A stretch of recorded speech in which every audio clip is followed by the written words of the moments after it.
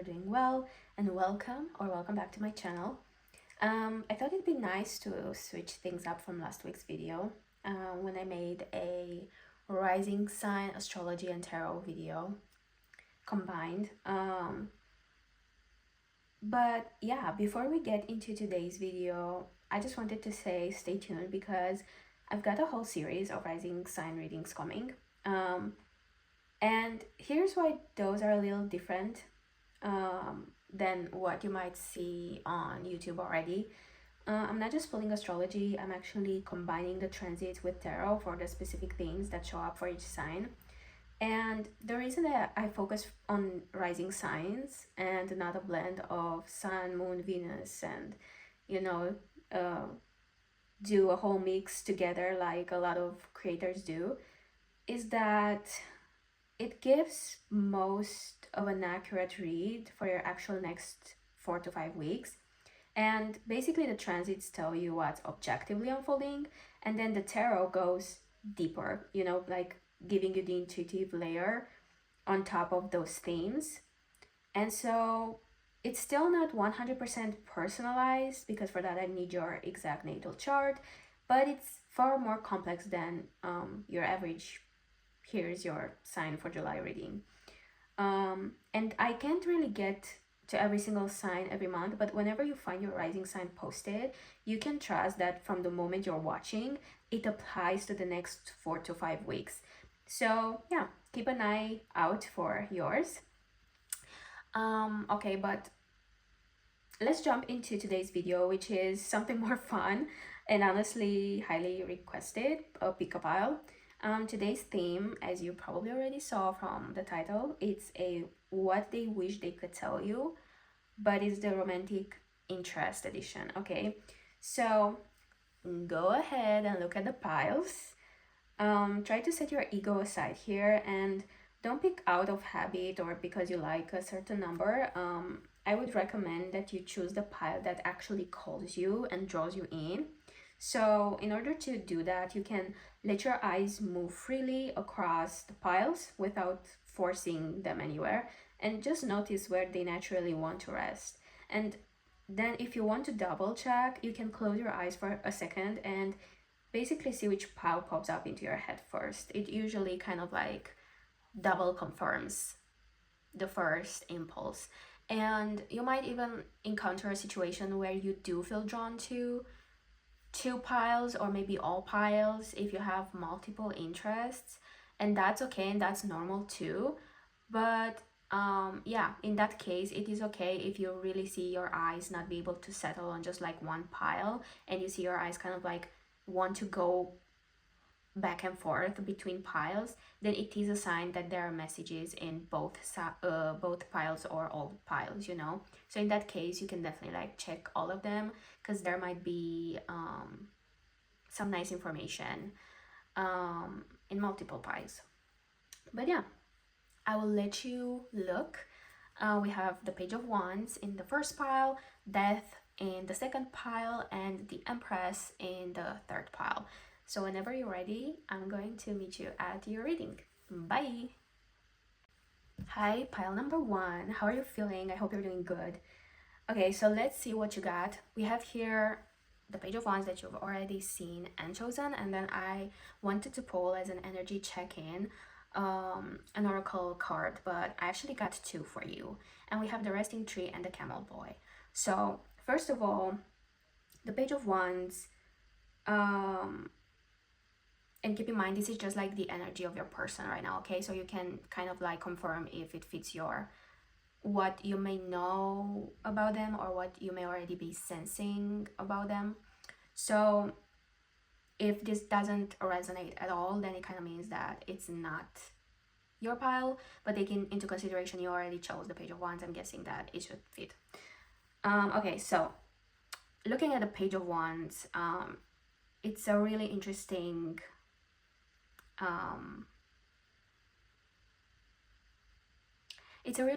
way to show this character, I feel like, in this deck. It is definitely different than most Page of Wands that I've seen, and he looks like someone who should have everything that he needs. I mean, he looks like he has resources, or he looks educated, or he comes across as a respected person.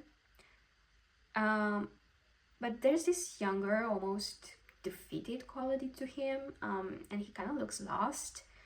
He's gazing up at the sky, it kind of looks like he's waiting for a spark to just land on him, or into his wand to like give him power or magic, or whatever he's looking for.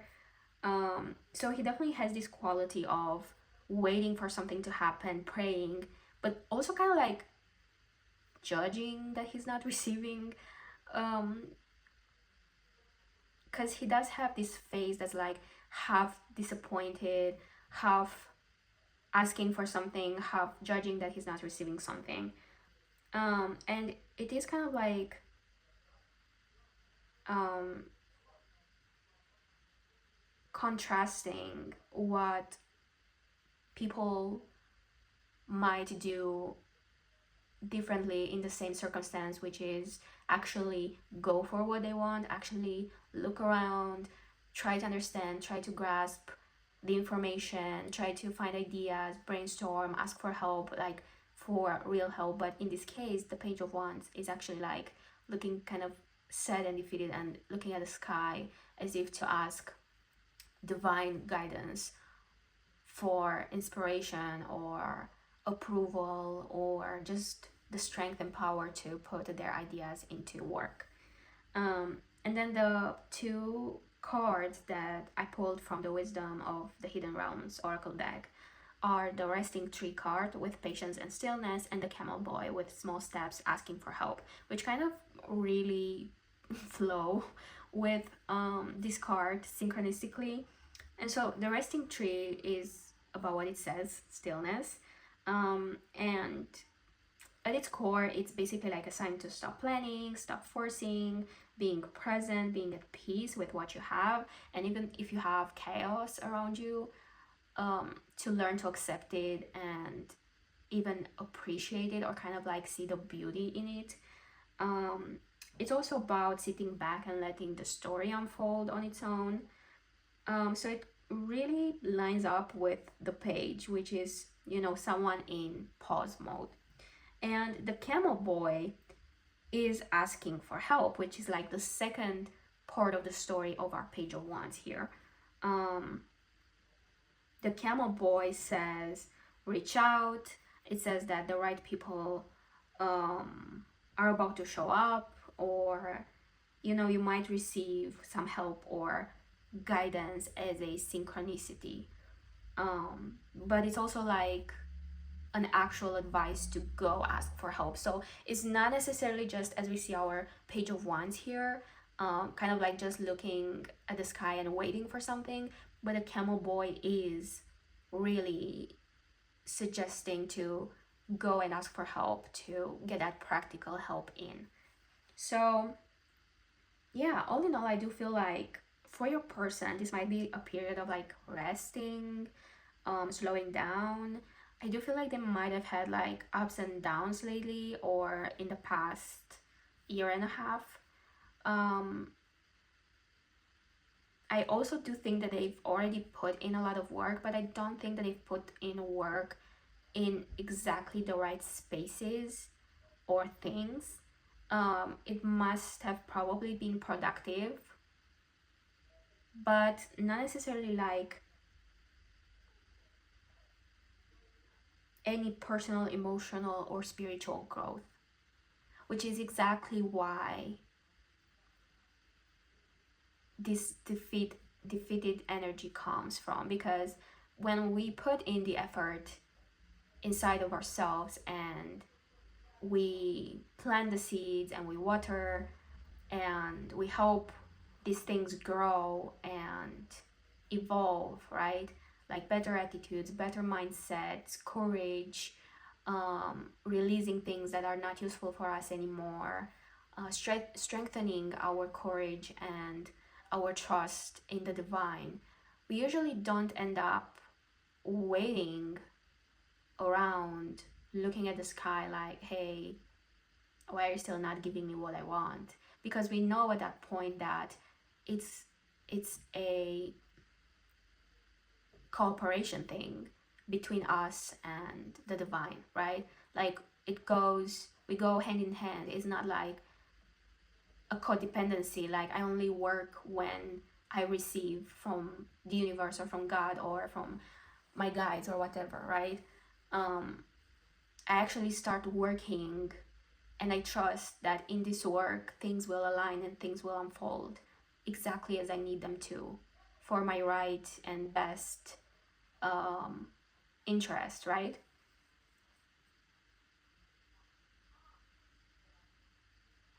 And I do feel like this person might be intentionally taking a step back. um it does feel like this Page of Wands has understood, by taking a bit of time to actually look inward and to sit in silence, that without doing their part, without doing and taking small steps, they're actually not going to get that far. And so your person might be in a place right now where they're still not necessarily doing anything big or making big decisions, but at least they've stopped working from an ego-based mindset that they deserve and they should receive, and things should be easy, otherwise it's not meant to be. And I feel like through stillness they've understood that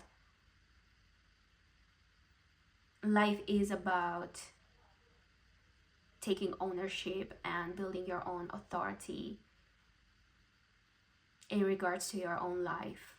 And I feel like right now, in the present moment, they're actually at the point where they're learning to ask for help, or they might receive guidance even without asking. Maybe that's their, small divine intervention, like, okay, let me give you a little something to show you where you're actually supposed to go, like what's the natural way to follow this dream, this impulse, this plan that you have in your mind, and show you that actually it is a collaboration. You're not meant to like just live in your own head forever and wait for things to just magically align for you. It is about working with people, opening up, receiving help, asking for help. So yeah, I feel like generally speaking, this is where your person might be at energetically. I also like the synchronicity of these cards, just because they are 22 and 33, and these are master numbers.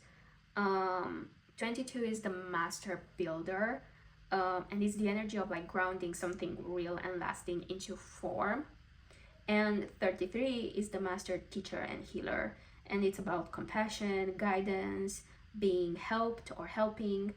So I feel like two master numbers like landing together tells me that this is not some light energy around your person. I think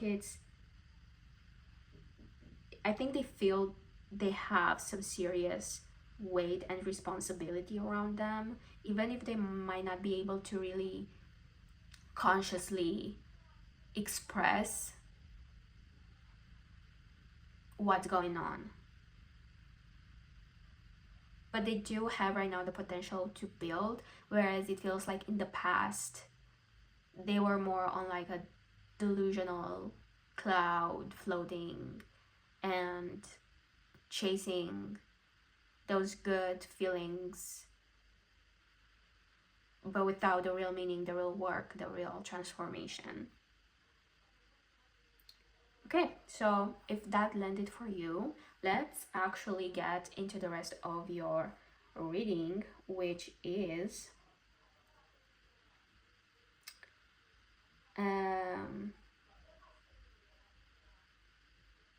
what was the title? Guys, I had ADHD. It's a whole thing here, but yeah, let's see. I think it was what they wish they could tell you, right? Yeah, what they wish they could tell you. I'm actually going to keep this here just like as a reminder. Let's align them with the frame. Okay, so let's see what they wish they could tell you. What they wish they could tell you right now.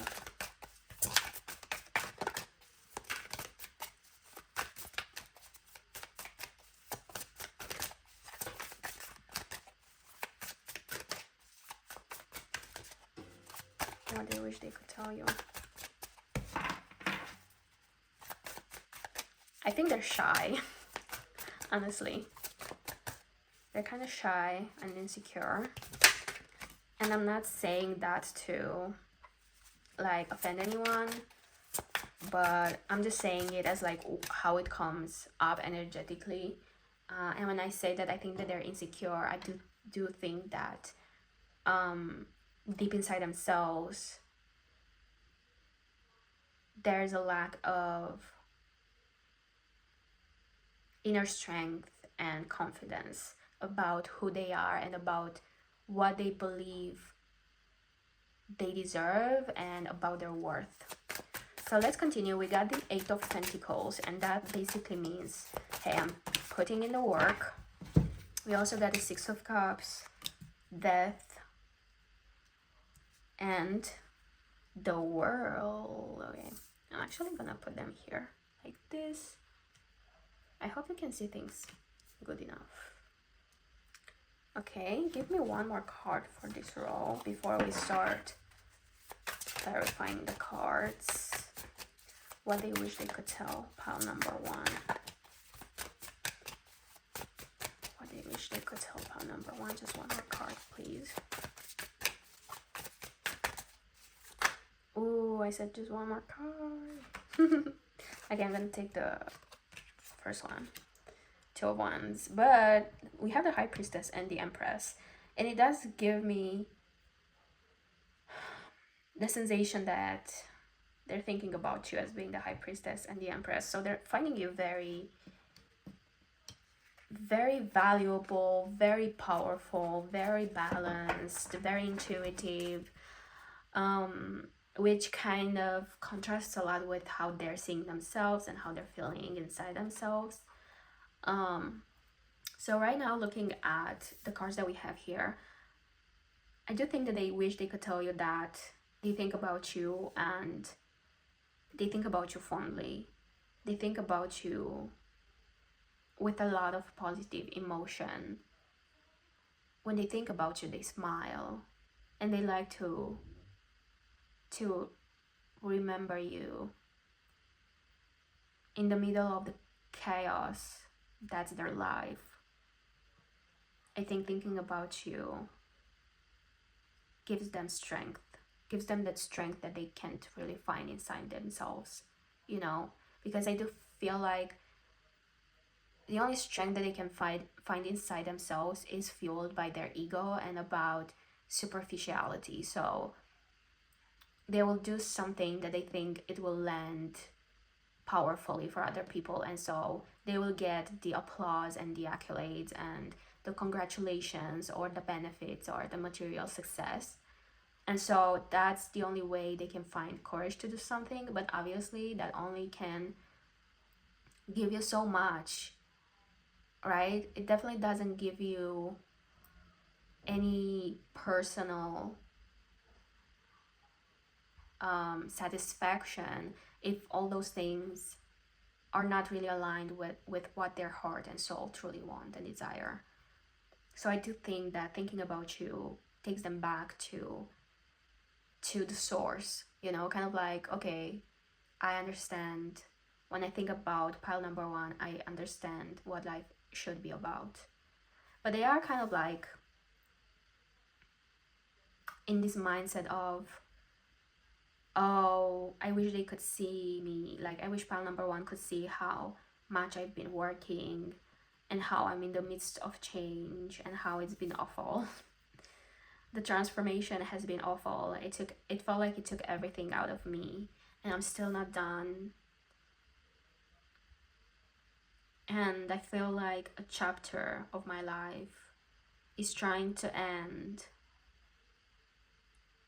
And I think that's just the correct thing to happen, and I want to be happy about it, because I can say that I'm or that I've been fulfilled this whole time, you know.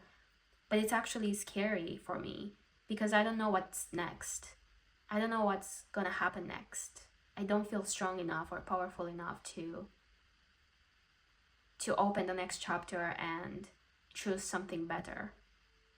Because these 12 ones really looks just as confused and kind of like asking for guidance for next steps, just like the page of wands was. Because you see this like guy who is looking at the sky. He has one hand open at the sky, kind of like asking, but the other hand is in the pocket. So like I'm asking, but I'm also kind of like casual and comfortable still. And instead of looking at like the land, like what's in front of him, and decide for himself what the possibilities are, you know, just like the page of wands was, he's looking at God kind of and being like, okay, please, can you tell me what's my next step? And he does look like more disheveled than the page of wands was, so it kind of tells me that energetically this person, and not just energetically, like generally speaking, this person is not your lamest, non-educated, nothing going on for themselves type of person. However, in this present moment, when they're thinking about what they would like to tell you, they're doing it from this very disheveled place. And they might be very disorganized right now, very comfortable right now. I do think that this like stillness phase has felt or has been feeling heavier and darker than the card suggests, which is why this 12 wands gives me the impression of they're kind of, you know, when you see those videos on Instagram with those very cute golden retrievers waking up from like a really deep nap, and their like hair is all over the place and their eyes are semi-closed and they look so grumpy and upset. Yeah, that's literally the vibe of this card. It's like, these guys hasn't shaved in a while, hasn't washed their hair in a while, they've been living in the same clothes for like 2 weeks. But they're here like trying their best to find the next step, and the only strength that they can find inside themselves to do that is to just like ask for help to the divine. Maybe because they haven't reached the camel boy energy yet, but they're definitely moving towards that. So okay, let's clarify a bit. What is the Eight of Pentacles about? What have they been working on? Nine of Pentacles. They've been working on their independence, their material world, to look like they deserve respect, like they have their shit together, like they know what they're doing. I feel like the work that they're putting in their job or whatever brings them money is not necessarily about the money, but it's about that worthiness type of feeling. So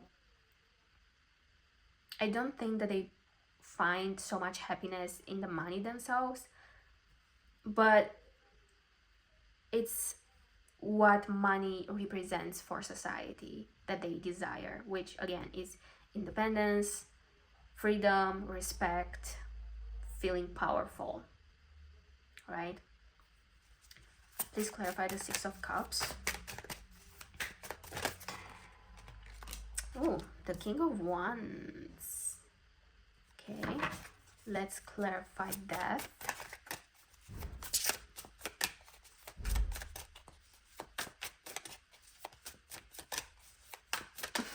I think that when they think about you,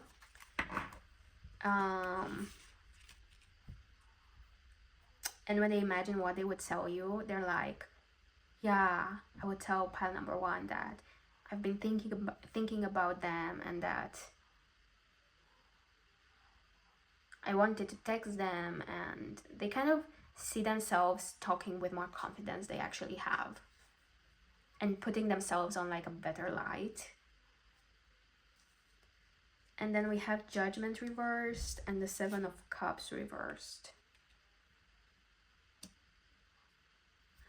That's very interesting. Because whatever happened between you guys, it does give me the impression that this is a no contact pile and you haven't talked in a while. And so I think that they've had a lot of time to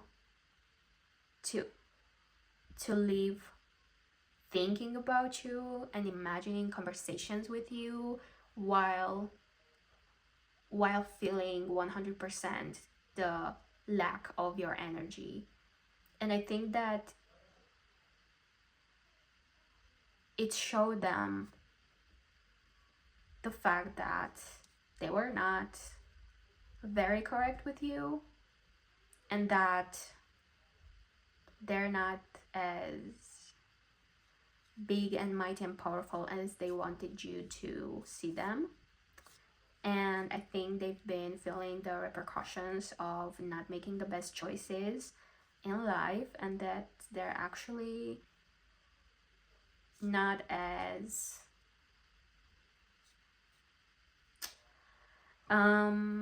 what's the word, like they don't have as many options. They're not as relevant as they would like to be, because when you're relevant you may have all these options, right?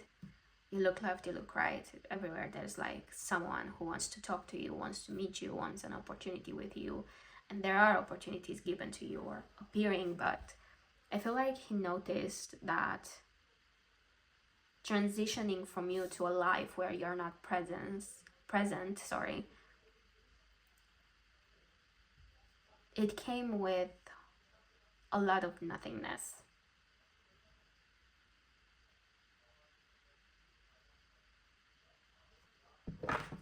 Please clarify the world.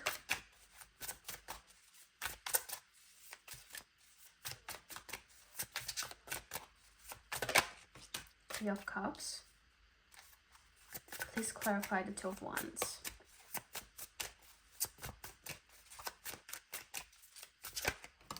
Queen of Pentacles.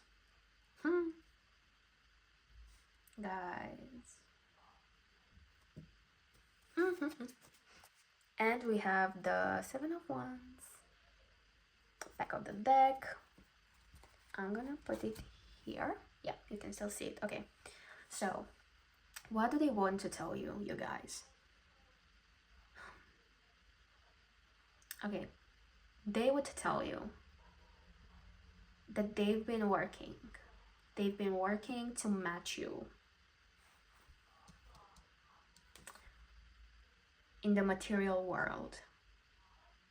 They have been working to become that independent person, that strong and powerful person that you deserve. And they would want to see you proud of them. They would also tell you that they've been thinking a lot about you. And they hope that they didn't give you the worst impression. They would tell you that they've been changing and that it's been very hard for them. They feel stripped away from their ego, and they would tell you, now I understand how hard it actually is. And they would apologize, because I feel like for at least some of you, this person was at one point, if they have ever been in contact with you, I do feel like with most of you, you've been in contact with this person. So I do feel like they would tell you that they're sorry for not appreciating your strength more and for giving you the wrong impression, for making you chase them, for making you build up the strength to stay connected to them, to not honor the fact that you were changing in such a graceful way.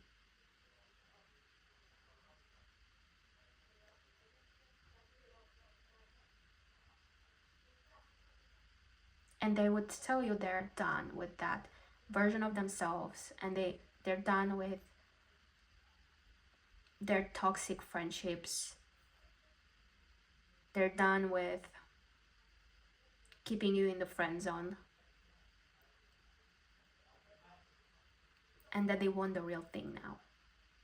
But they would also tell you that they feel like they're stumbling still.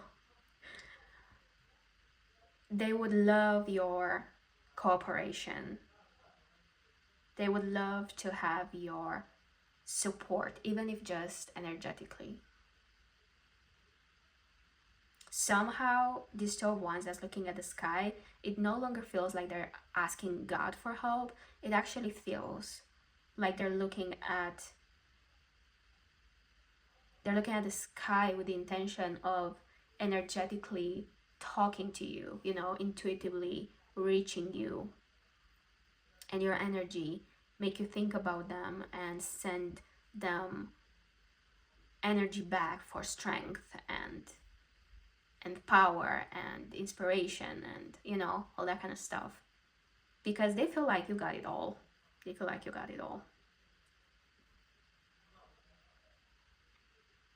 And I do feel like they realize they've been too harsh,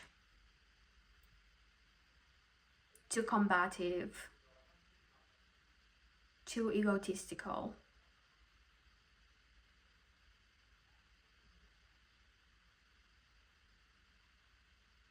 And I think they're sorry. They're really sorry now, because I think that really going through all this stuff made them realize what's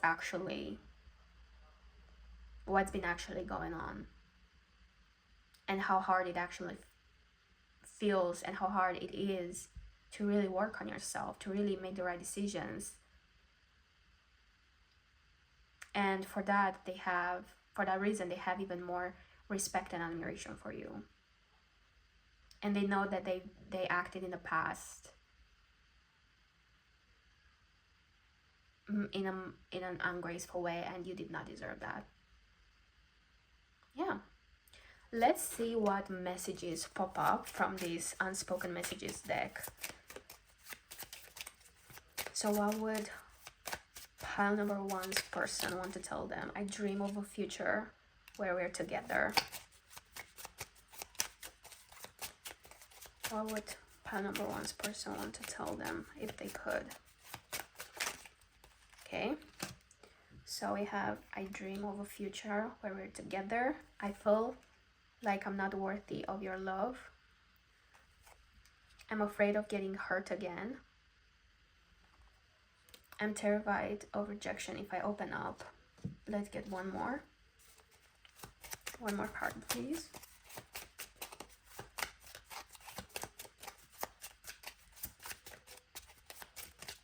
What would they tell pile one? I'm sorry I wasn't the person you needed. Yeah, they are sorry. I feel like they do know that they've kind of possibly missed forever an opportunity just because they didn't act right.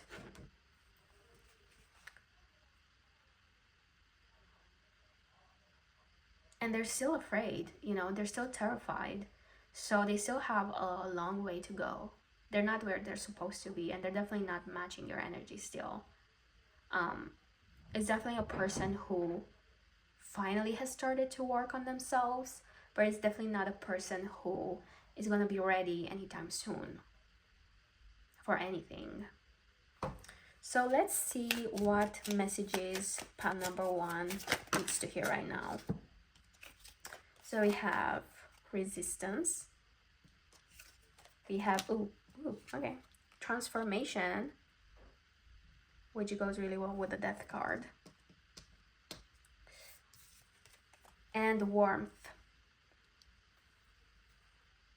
Okay, and let's pull another card from this deck as well. What does pile number 1 need to know right now? Okay. Where should I? Can you see them here? Yes. Feel your emotions. Honor your sorrow. And turn to something greater. Oh, yeah.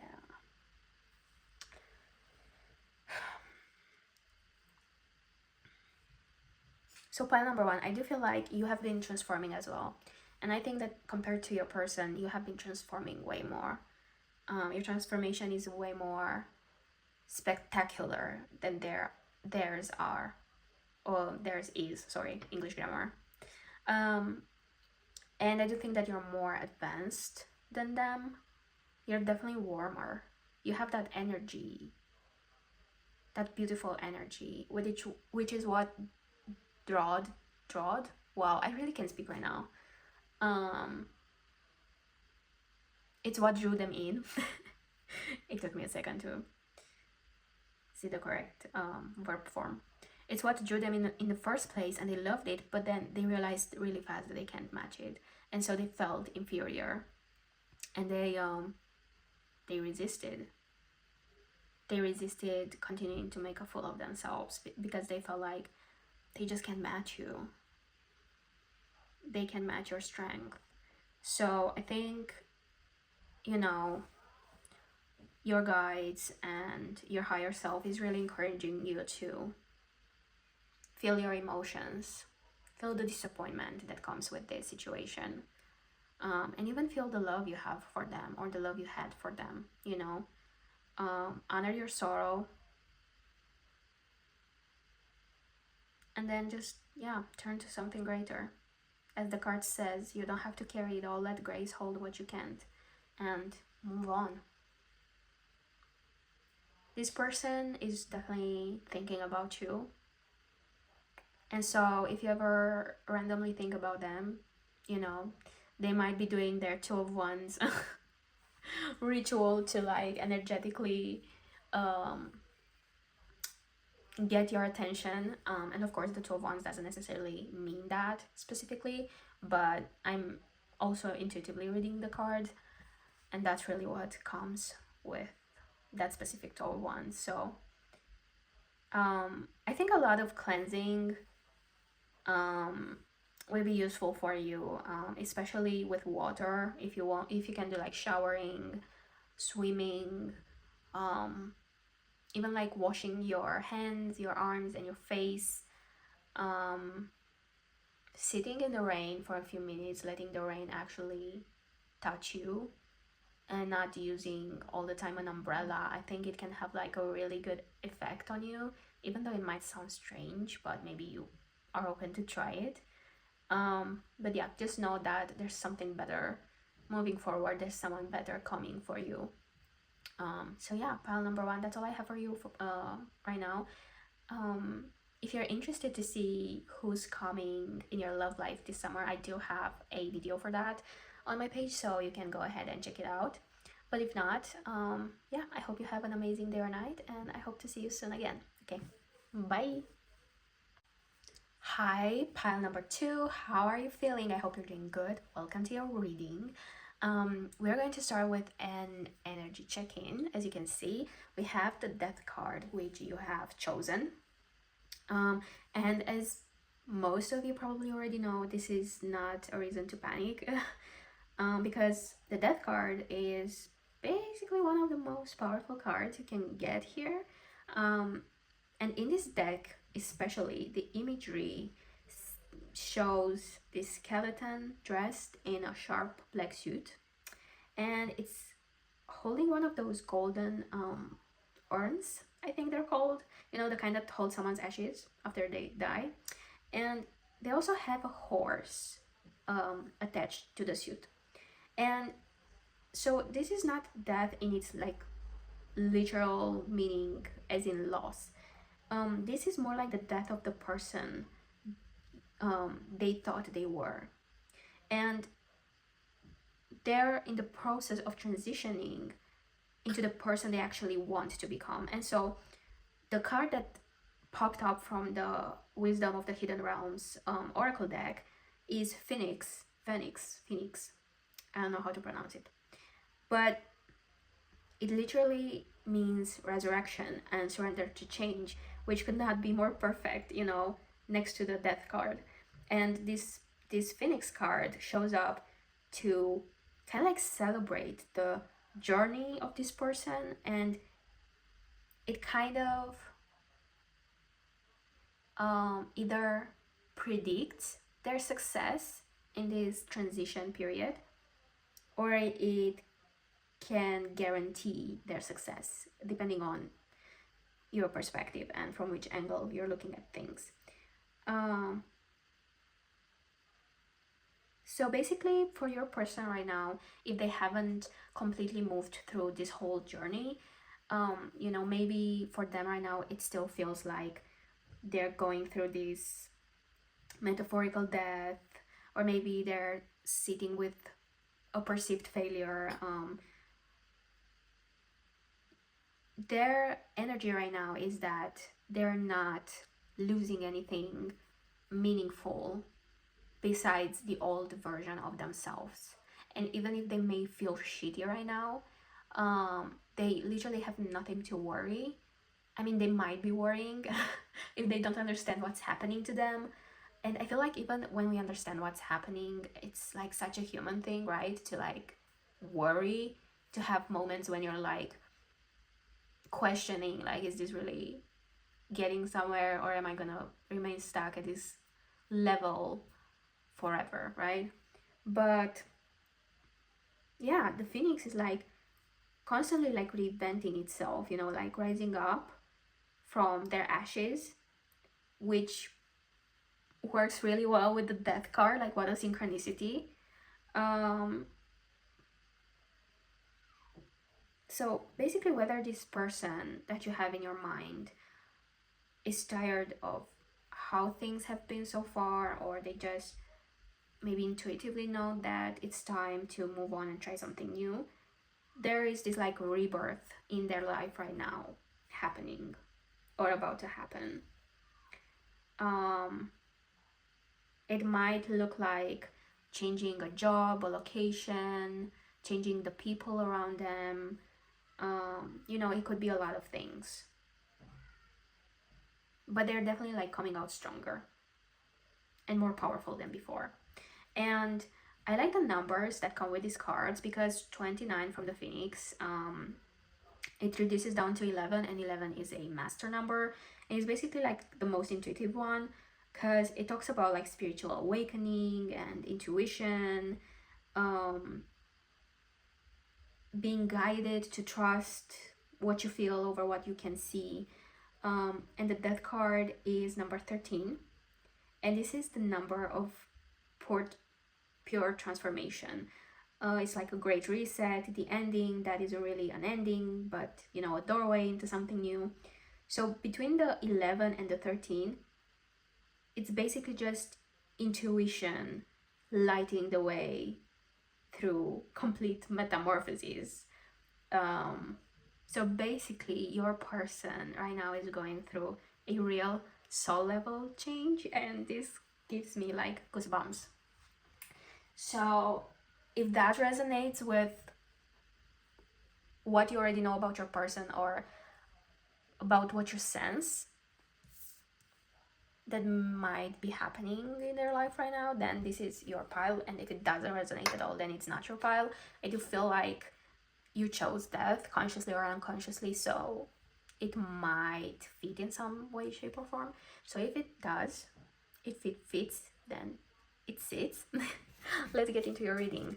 Let's see. What was the topic? I keep forgetting. I have such a bad short-term memory. Okay, so what they wish they could tell you, right? Yeah. So, okay. Okay. Fast. They're fast. They have fast energy. they really wish they could tell you something right now. Let's get some more cards. What they wish they could tell you. I will just get the Sun.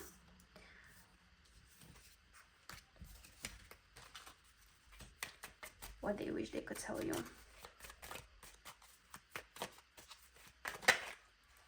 Ooh.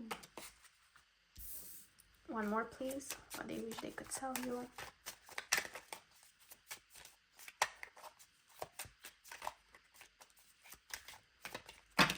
Alright, Three of Swords and Three of Pentacles, which is interesting, but I'm not gonna take it.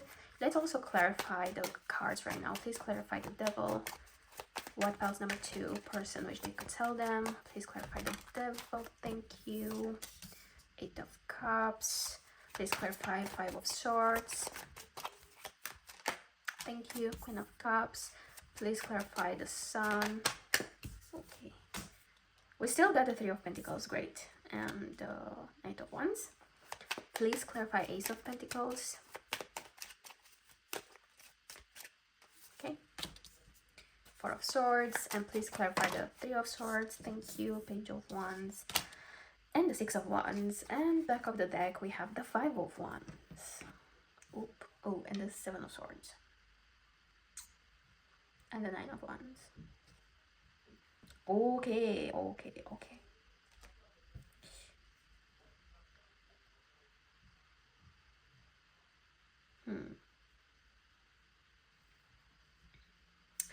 So, what they wish they could tell you, pile number 2. I do think that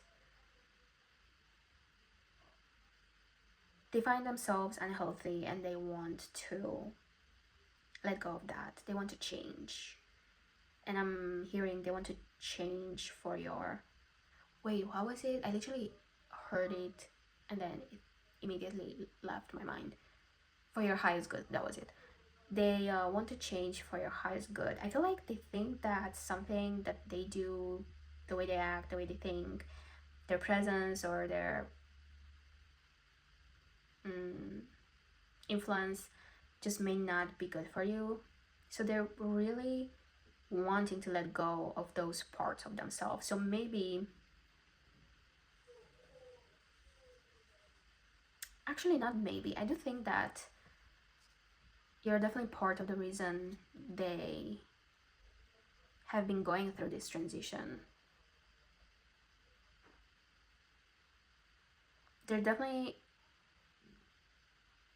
seeing you as this beautiful person that's so open and precious.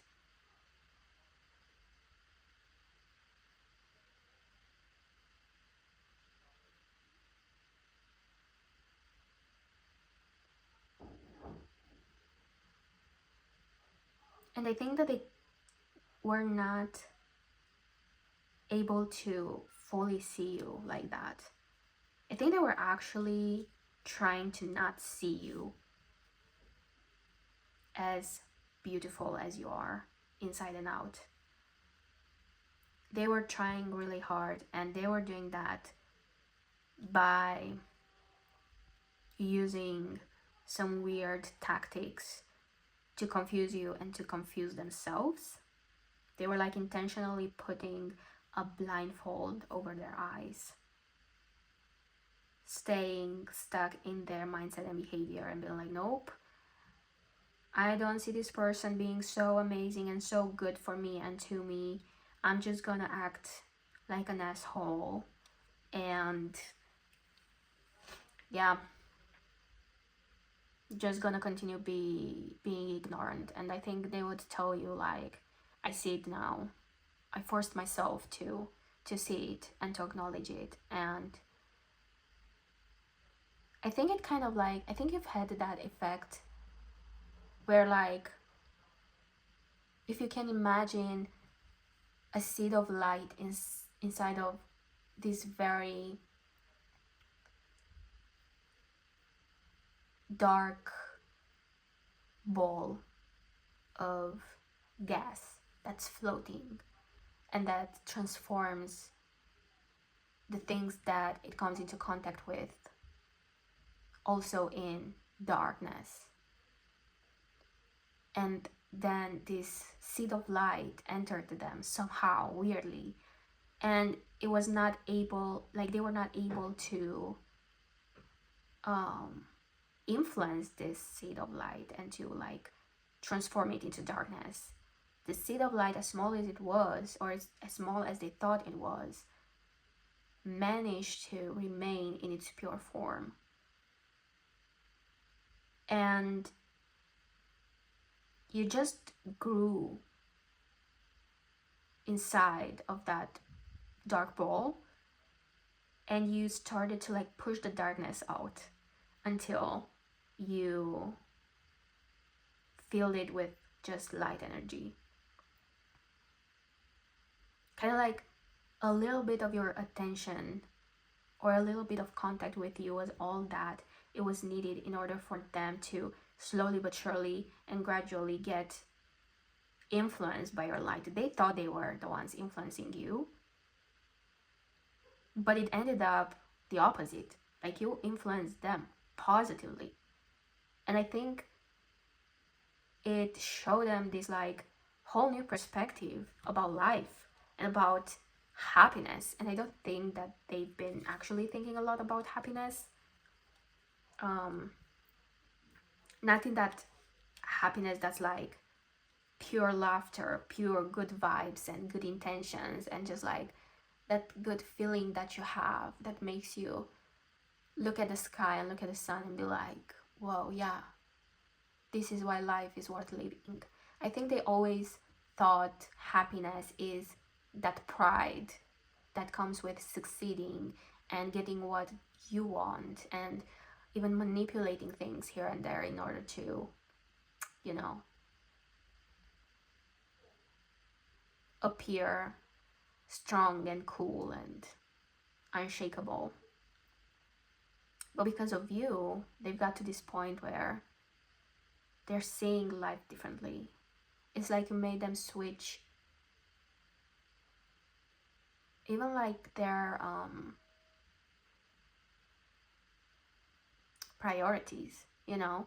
Because in this sun card, we have a child being held. So it's like, ooh, oh no, the video got interrupted.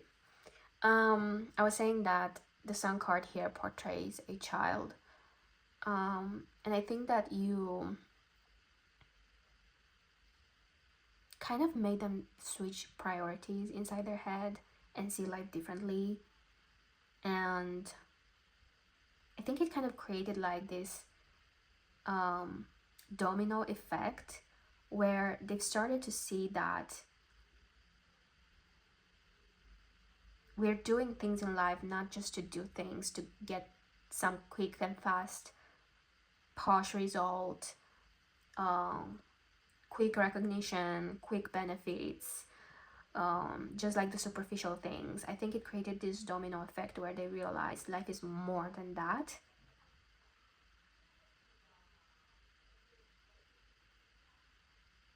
And not only life is more than that, but they also have a purpose in this life. Like, there's more to themselves in this life than what they've been knowing. Because it feels like they were like doing the same thing, staying kind of like stuck in the same narrative that they've been telling themselves in order to protect themselves from actually being open to more. And now they understand that they're literally missing the most important and the most beautiful things in life. So they would tell you how much that means to them now that they have the perspective, and how they've started to change and to chase that passion inside themselves that they discovered. Passion for life, passion for better values, for pure intentions, for actual work. And I think that once they've discovered this, not only they started to see things differently, but they started acting differently. And I think they have been putting meaningful work into this.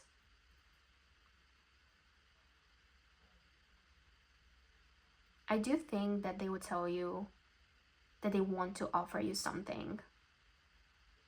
And I think they want to offer you a new beginning.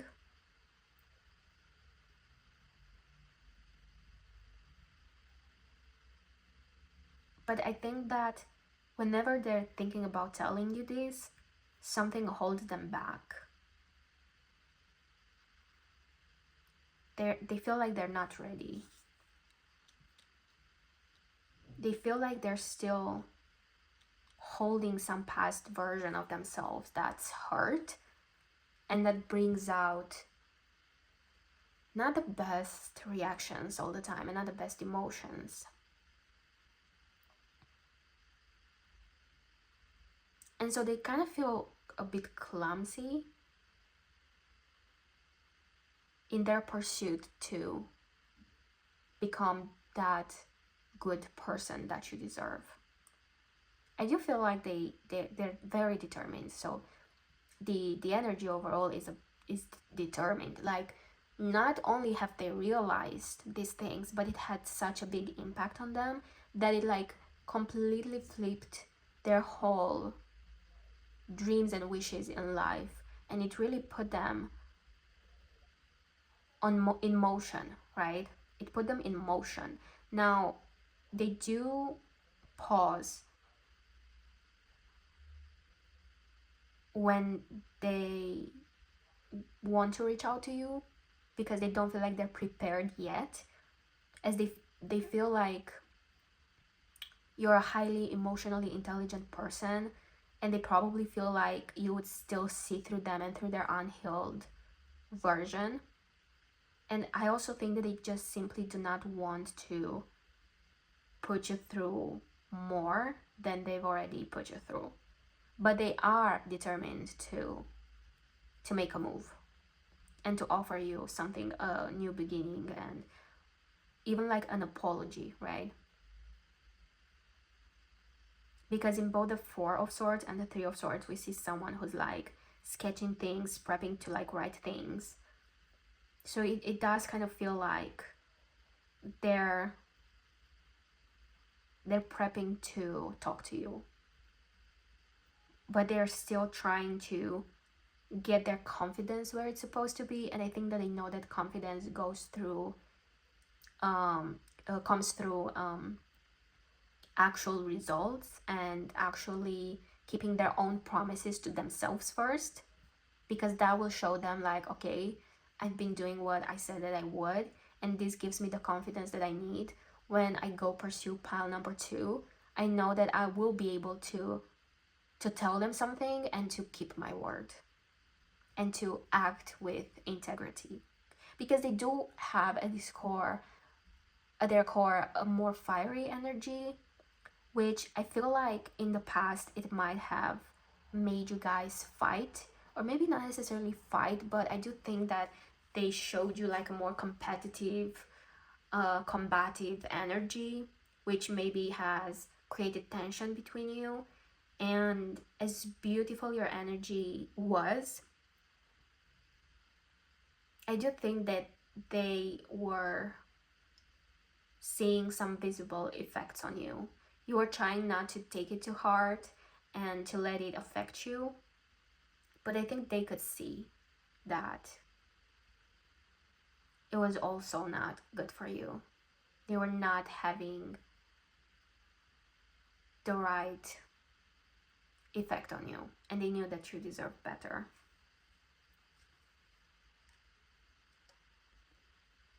They're very smart individuals and very capable individuals, and so it gives them the confidence that they will succeed.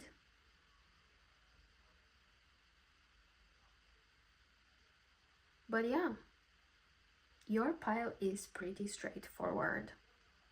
This person will tell you that they're coming, but they're not done doing the work, putting in the work. but they're coming. And you don't need to do anything about it. They just want you to be happy, honestly. They want you to be happy. They want you to chase your own happiness until they come to add to your happiness.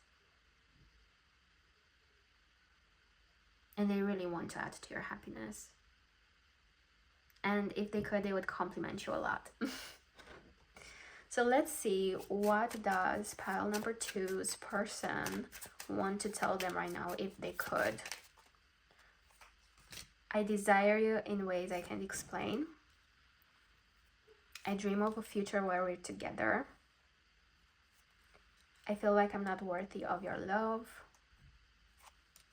I'm afraid of getting hurt again. And that's really connected to this Three of Swords. They're like working through past hurt because they acknowledge that, you know, whatever has possessed them to be acting the way that they used to, they finally acknowledge and understand that it was hurt. And it was like, at the roots of that hurt was fear of going through the same things again, fear of feeling and looking like a failure, like not being good enough, which is why all these behaviors were protective.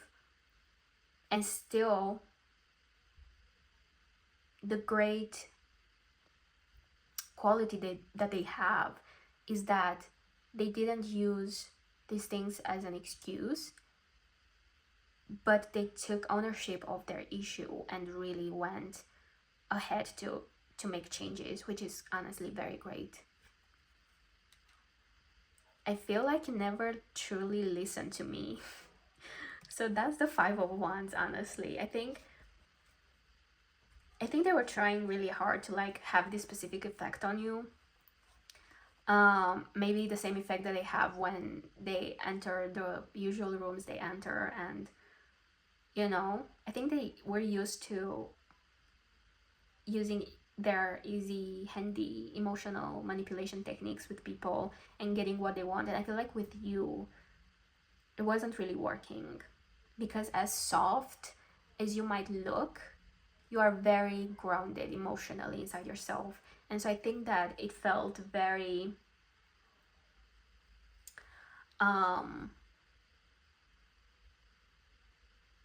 imbalanced for them to not be able to have the upper hand with you and to get the result that they wanted to have.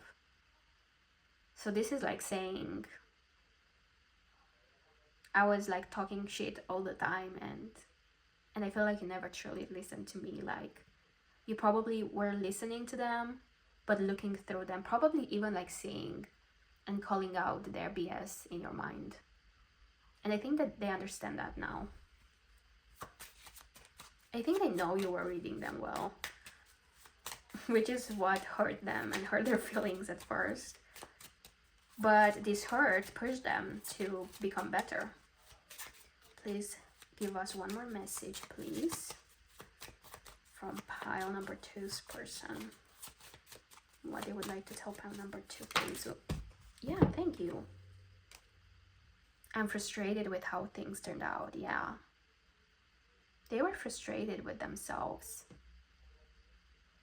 And I think that when you're in that kind of like toxic mindset where you're trying to like be a puppeteer and make everyone do whatever you want, actually allowing yourself, or, you know, maybe they didn't even allow themselves at first to feel frustration, but maybe the frustration was so powerful. Like, what? Why can I not get the reaction that I want from this person? Like, this specific person that looks like the softest and the most, like, the easiest to influence, and I can't do it. It looks like I have no effect on them. Even more so, I don't have the effect that I want, but I see them like kind of get upset and disappointed, but that's it. Like, they're so great, they're not even having like this volcanic, you know, crazy reaction. They're not even fighting me back. What does that tell about my own person? How can I be weaker than this soft, appearingly soft person, right? And so this frustration, I think, is what started the whole process and made them go through death. And they're now in their phoenix phase where they're like rebuilding themselves. That's honestly amazing. I love their energy. I love when people are able to get past that initial protective barrier, right, that they build from trauma and bad experiences. We all kind of do that, but with some people, you know, for reasons that we don't really know, that effect is very profound. And so the protective mechanisms turn out to be very despicable sometimes. And to see someone that's not necessarily like despicable, but they definitely had some problematic behaviors and attitudes, actually get ownership on that and truly change, that's really nice. So let's see, pile number 2, what you should know about this person and about this situation. Are you gonna be pulling 3 cards from here?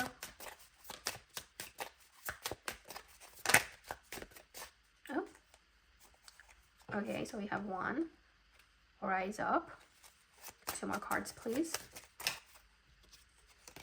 Transformation. Wow, we had transformation for pile number 1 as well. And also the death theme. So maybe, you know, if you were drawn to pile number 1, maybe you have a message there as well. And pleasure. This person has a lot of Wands energy and the Devil, so I do see the vibes in that. Let me also pull 3 cards from this deck. So we have practice patience. 2 more, please.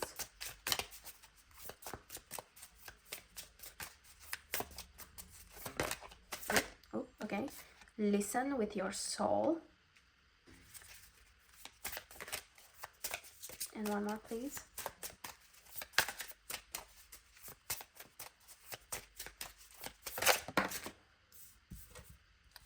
Turn to something greater, which was also in pile number 1. So again, if you felt drawn to pile number 1, this is your sign that maybe you want to listen to that as well. But pile number 2, what you should know about the situation and this person.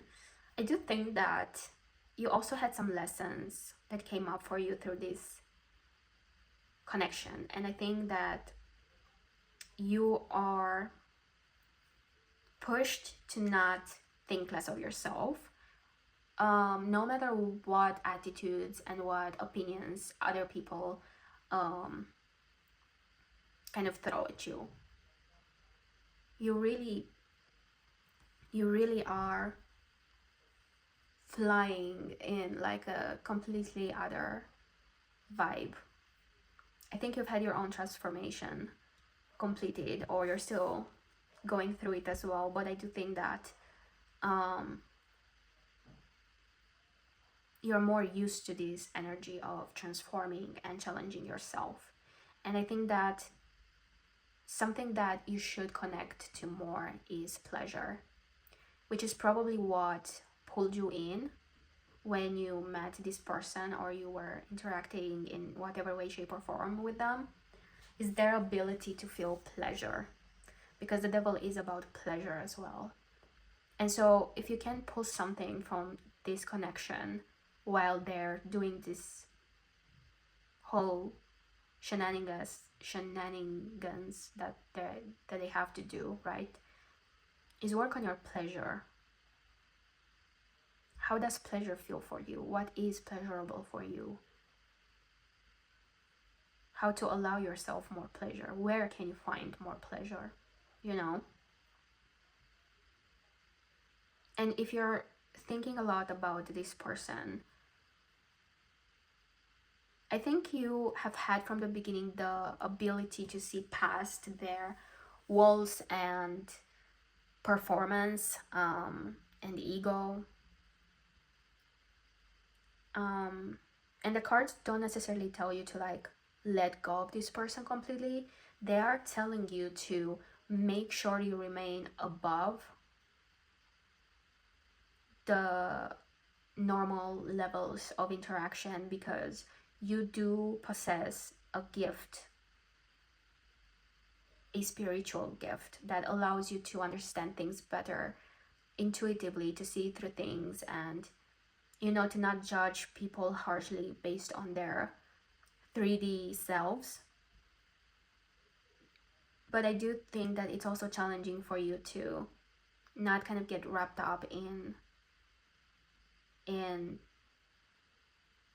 the whys, like, but why not? Why do I have to be the one to see all these things and not get the rewards as well? Why can I not get the love, the attention, the pleasure, and why do I have to always be above these things? And the cards are saying you're not meant to just stay above these human issues. Just because you have an ability and a spiritual gift doesn't mean that you're not allowed to experience pleasure, for example, right? But it also doesn't mean that your gift comes with immediate rewards as well. It's just a gift, and your journey is still your journey here on earth. So you have the ability to decipher things that most people usually miss, the deeper aspects and themes in the world, the unseen, the hidden information, energy. But still, it doesn't mean that you don't have this specific journey and the people around you don't have their specific journeys. And so it does take time for things to align. And if you've seen or felt that this person is right for you and that they just need to work on these specific issues, the cards are saying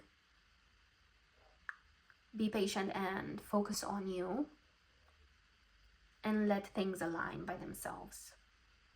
Because in this lifetime, I don't think you are meant to be chasing anyone. You are meant to focus on you. I think you have a real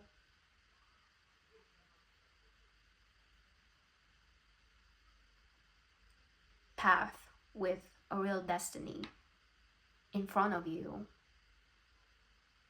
And whoever thinks that they can match your energy, I think you will welcome them with open arms, and you will love them and they will love you, and it's gonna turn out well as long as you continue to rise up and to stay on your transformation journey, and you connect with your needs and you learn to meet your needs, because that's the only way to not get manipulated by others. But your main focus should be listening to your soul and your path and your north node and your destiny, basically. So as much as this person would like to tell you that you're actually amazing and they're sorry they didn't validate that when they had a chance, and that they're working their ass off to match your beautiful energy and to create something worthy for you, in order for you to be part of their lives and for them to be part of your life, and that they're coming.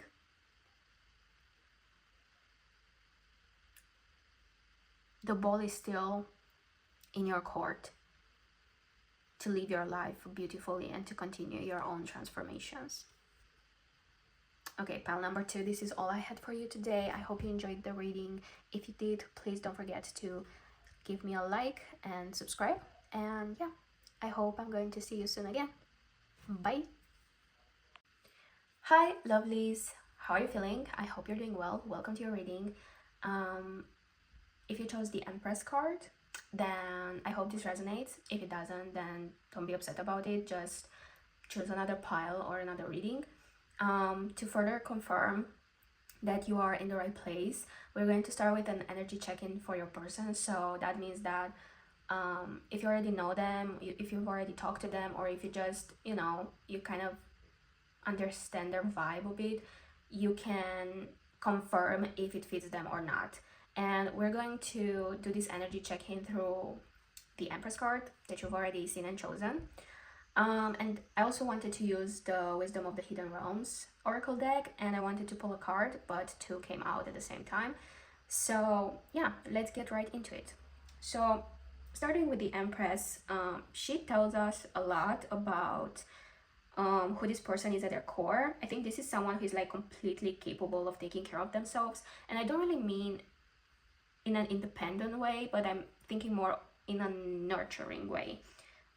So I think they know how to take care of themselves in like a really beautiful way, and they're grounded in who they are and what they need. And I think that when it comes to their own world, their energy is genuinely lovely. And that tracks astrologically too, because the Empress is connected to and is ruled by Venus, and Venus is connected to Taurus and Libra. So this could definitely be like double confirmation if they have, any planets in Taurus or Libra, but it doesn't necessarily have to be. This could just like be describing of their vibe. So take it with a grain of salt.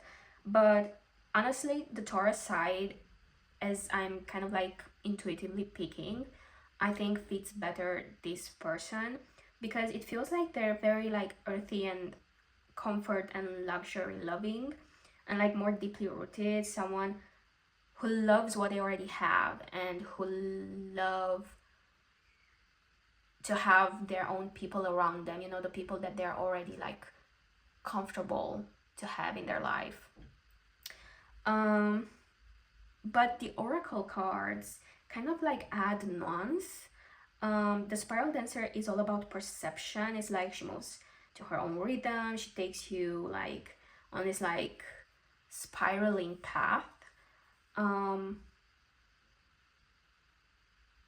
her message, it honestly feels, or it can feel that someone is kind of like going in circles, like even like moving backwards sometimes, or like circling the same ground, and they're not necessarily always realizing that they're moving upwards in reality. The Arrow Master, however, is more about intention and being deliberate about your dreams, goals, plans. But it's also like about releasing and trusting. Like you can do so much when you're shooting your arrow. You can have the vision, you can have your target, but then you have to literally let go of the arrow and trust that it's going in the correct direction. And even then, it's not always, guaranteed, because an arrow could definitely be like swayed by the wind or by like other factors, right? But it does come with like a big lesson in a way, which is like the law of detachment, because just like I said, you can aim, but you can't force the outcome. So you have to trust and then be okay if it doesn't happen as you hoped it would, right? So basically for your person, while the Empress is beautiful, basically, these oracle cards genuinely makes me feel like this person is struggling with cooperation, with working with others, with being in connection that isn't only about themselves. I feel like it comes even from a place of control, not necessarily like in the super like toxic way, but I think they have this tendency to like subtly control or even like slightly manipulate situations for their own comfort. So again, like I don't think it's anything about ill intentions, but I think they're kind of stuck in their comfort zone so much and in their own needs that going outside what they know and what feels right for them can feel very threatening.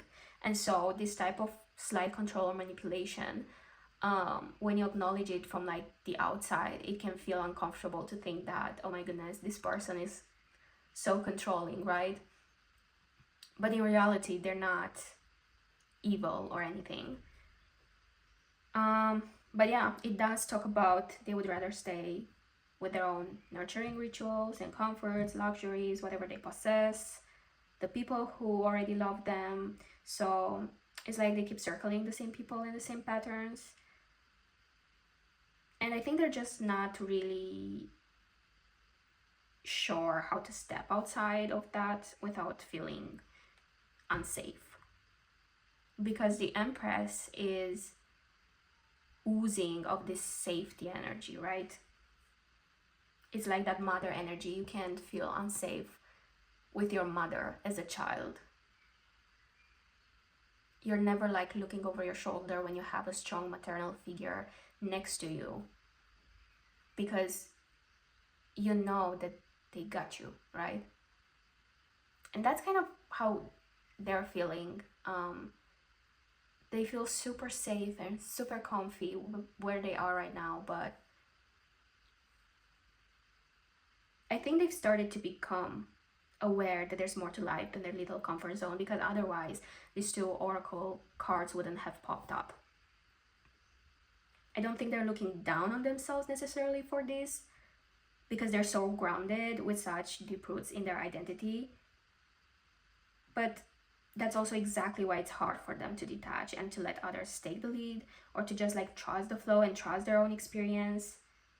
And like right now in their current energy, I really feel like they understand they need to do something different to get different experiences. This is their core, and this is their current experience right now, their current struggle, letting life show up for them in new ways. And of course, that means that they've already gotten aware of their situation and they have decided that they want to experience more. And that's beautiful, honestly. Like, it already takes courage to look at yourself with honesty and to actually start to do something about it, even in like the smallest ways, you know, even if it's just inner work right now. I think that still takes like a lot of strength, a lot of honesty and transparency with yourself, especially for people who are really clutching this secure feeling in their life, because that's obviously about protection, right?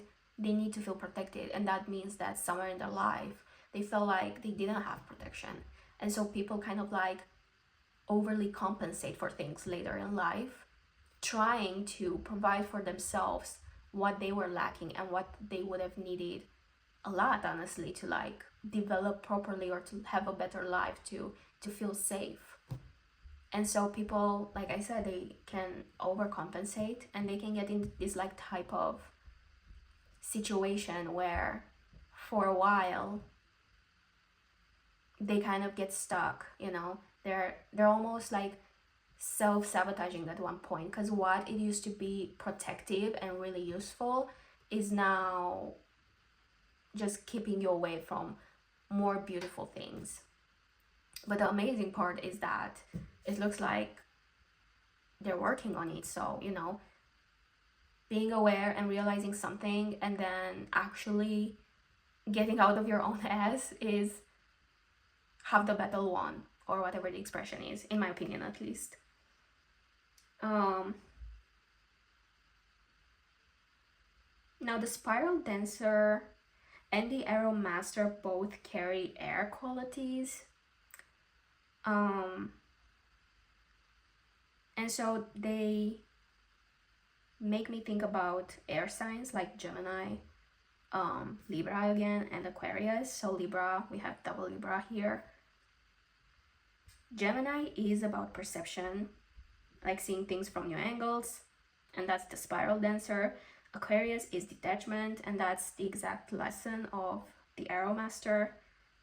Libra is partnership, cooperation, relating to others. So the air element is basically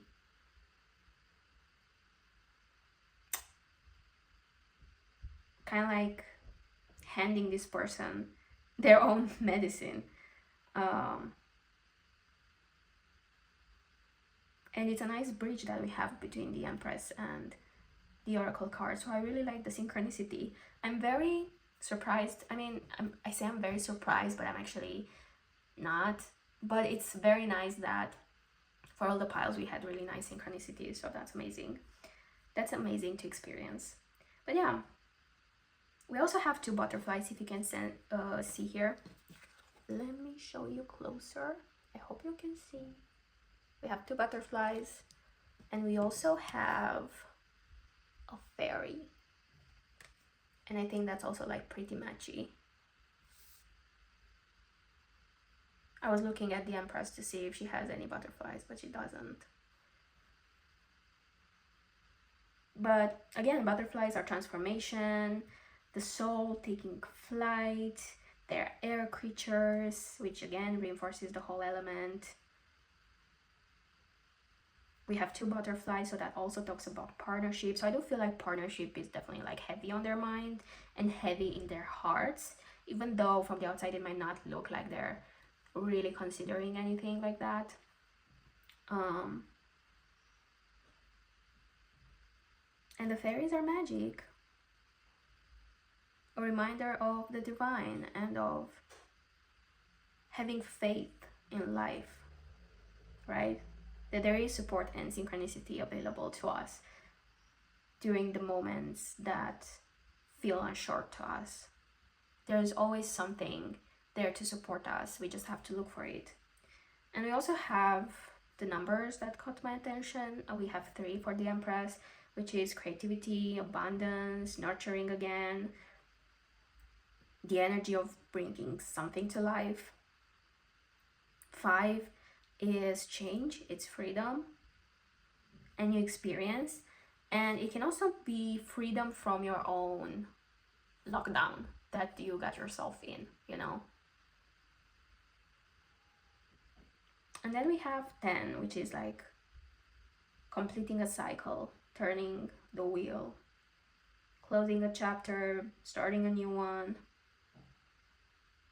So I think that your person is honestly lovely. I'm not gonna lie. They feel lovely. They may feel a bit cold and self-absorbed if something happens that makes them retreat into sorry I can't talk. Actually I'm filming this part for the second time because I was not able to talk. Like I kept stumbling upon my words and like stuttering. Is that the correct word? I don't even want to know at this point. I'm just glad that I got to this point without too many verbal issues. But it was such an issue, and maybe, you know, maybe this person feels like if they get too much out of their comfort zone, they get incredibly anxious and uncomfortable, and they might be afraid of how they're perceived, you know, when in reality, if they could just let go and allow themselves to be their authentic selves, people could actually not just see this perceived self-absorption, I guess, this more like egotistical, seemingly egotistical side of them, cold, overly independent, and they would see that they're actually great. They're just struggling with certain things, but in order for them to allow themselves this, they would require vulnerability, which is exactly what they're scared of. But yeah, if you feel like this resonates, then keep on watching, because we're actually going to get into what they wish they could tell you. I just had a sip of my coffee, so I'm going to put these cards here and let's see, what is this person wanting to tell? Ooh, the Chariot. That's amazing. They really want to come towards you. They really do. What do they wish they could tell you? Pile number 3. What they wish they could tell you. I don't know why, but when the Chariot jumped, I felt so proud of them. Oh, the Hierophant. Wow. They're not small people. They're not small people, let me tell you. They're not confused. They know what they want. They know what they have to do. They know where they need to go. They know the direction. They know that it's in their power to make this work. So they're not stuck, okay? They're very aware and very willing to put in the work. And they want you to know about this. They wish they could tell you this, but I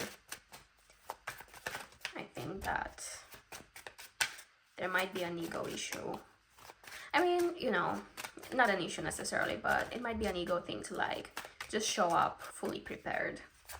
Or not necessarily fully prepared, but you know, as prepared as they can be to like prove. Okay, actually I want one more card because I had 5 cards for all piles, so please one more card for what this person wants to tell or would like to tell pile 3. Okay, thank you. The Page of Swords.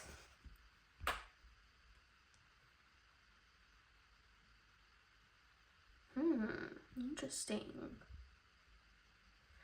I'm honestly interpreting the 5 of Wands as tension inside themselves. I think like these are like the parts that are fighting to get their way done.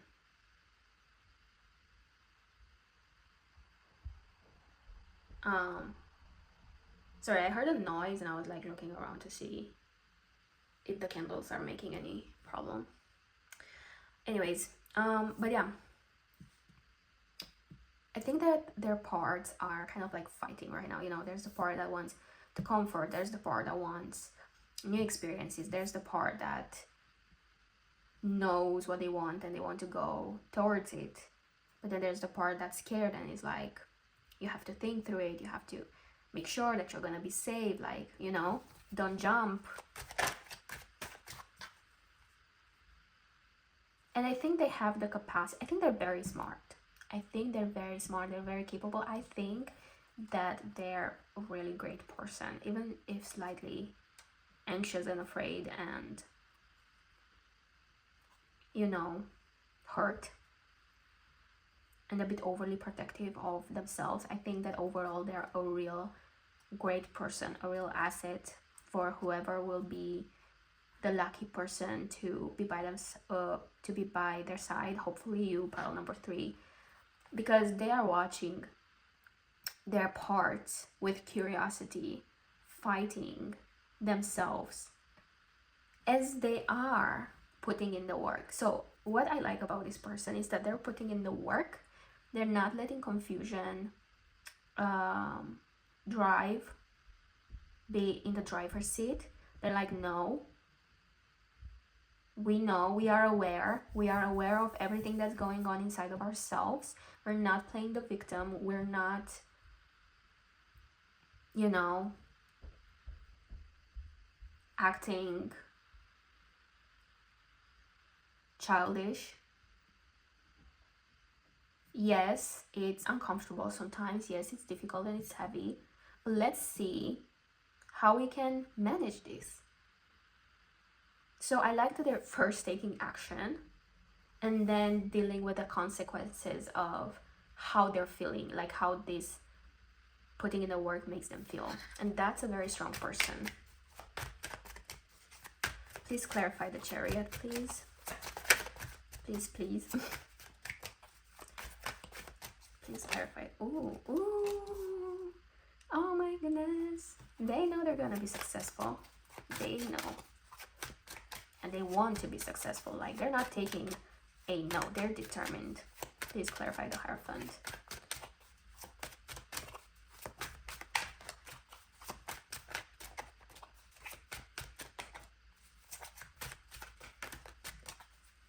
They would totally tell you like, hey, I'm coming. Like, I don't care how shitty I'm feeling sometimes. I'm coming.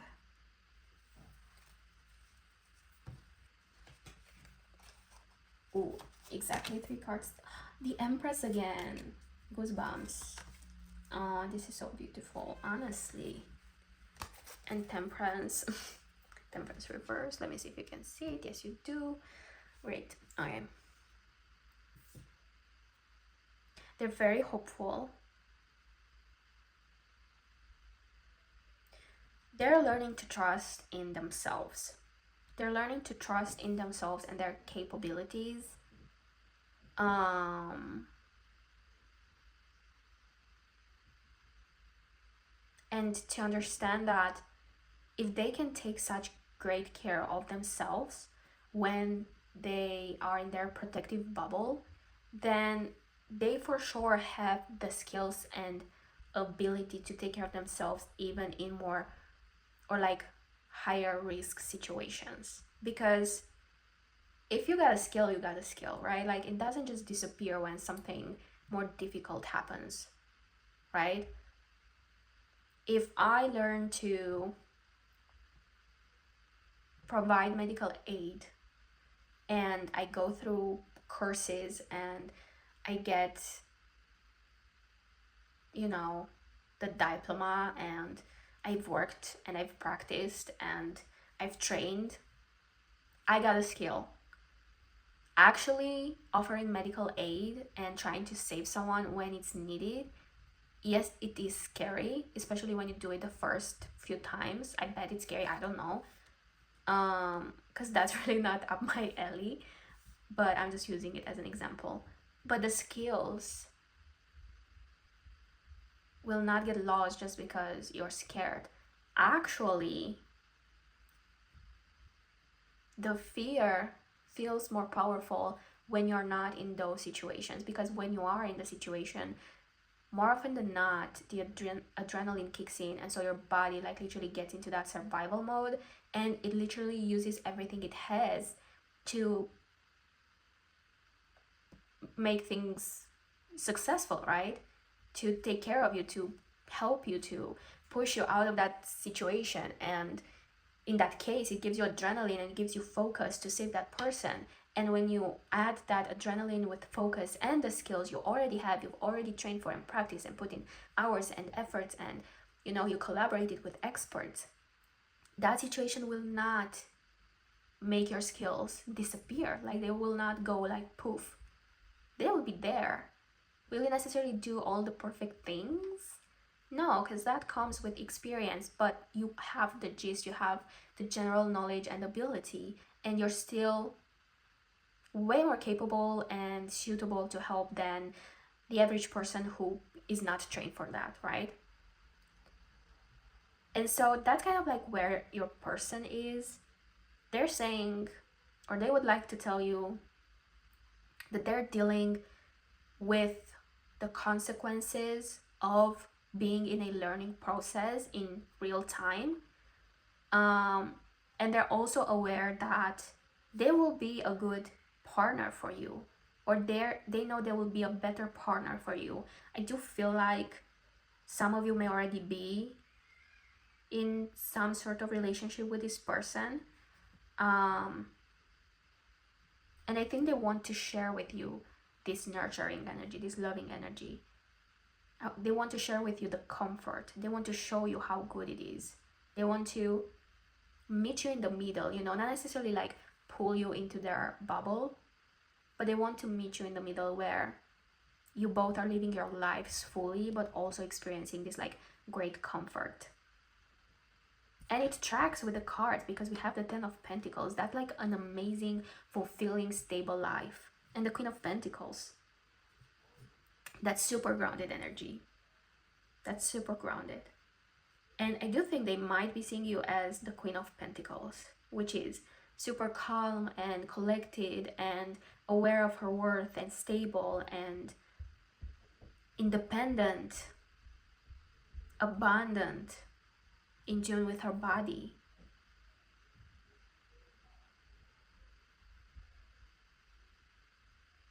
And I think they see that you're not very different necessarily.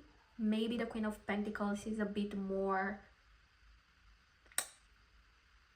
rooted as well in her own habits and rituals. And the Empress has her own rituals and practices, but she's more flowy, she's more sensual in that way, in her own presence at least, or with her own creativity. And so the Empress might seem like more loopy from the outside,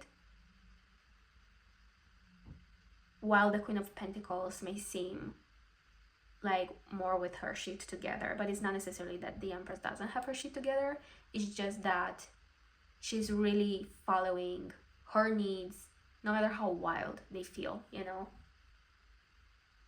Which is why the Emperor is such a strong masculine energy, because being the Empress's partner, he needs to be able to like deal with the Empress's quote-unquote messiness, but like, again, like feminine energy at its real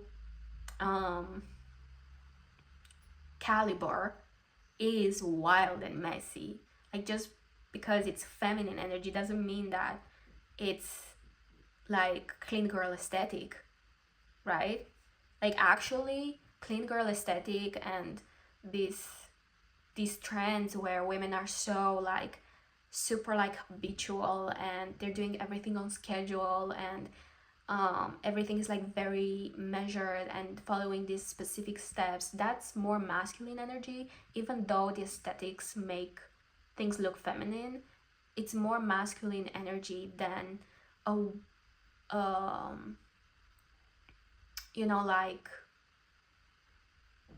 women who just wake up in the morning and they're following their inner instincts, and their hair is a bit wild and they're putting like this dress because that's what they feel called to wear, and you know,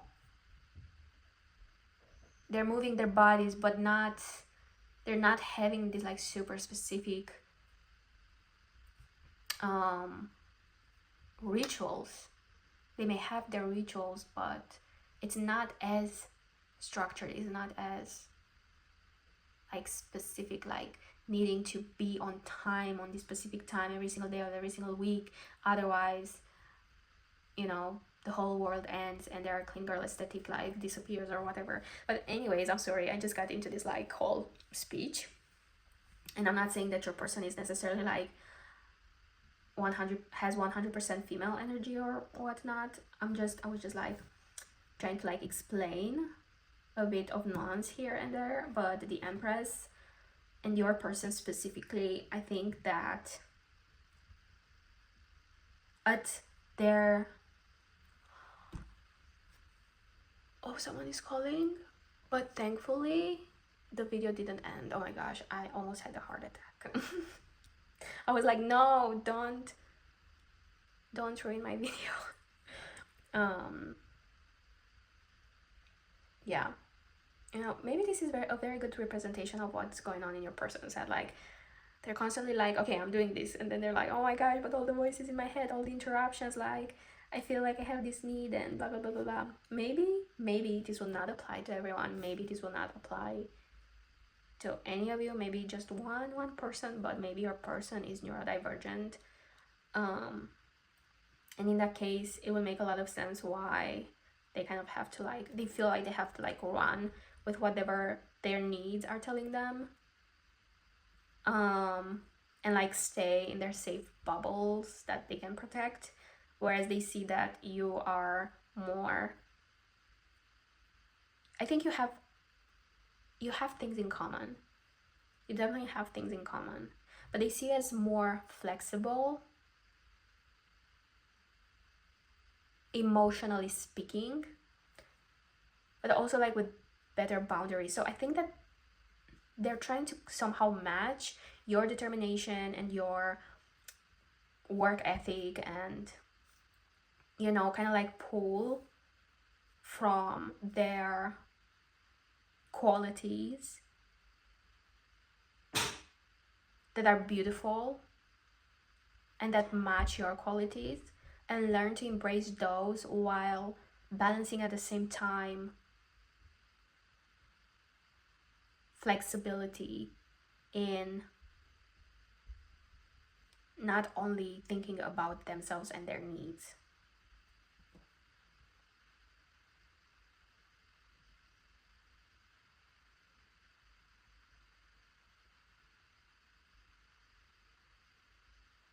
Because they want to be this energy, and so they're working hard to be that energy. I think this is not, the Empress is not the energy they want to define themselves by.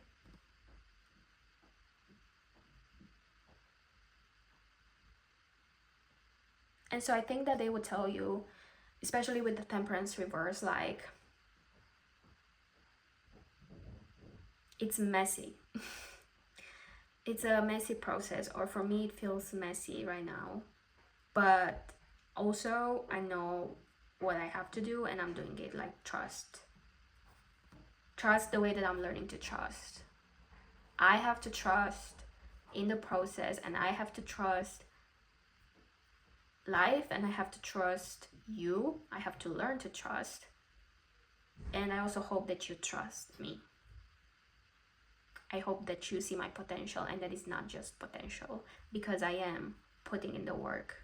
I'm super hopeful that it's going to match our energy and match our vibe, and we're going to be a power couple.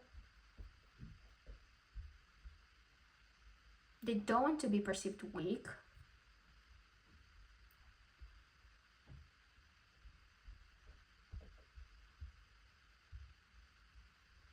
And so working through their insecurities and their fears kind of has to happen in-house without the public keeping their score or anything, you know. I think that this candle is going to start dripping, and I don't want that. So, but yeah, let's see with our message cards what's what.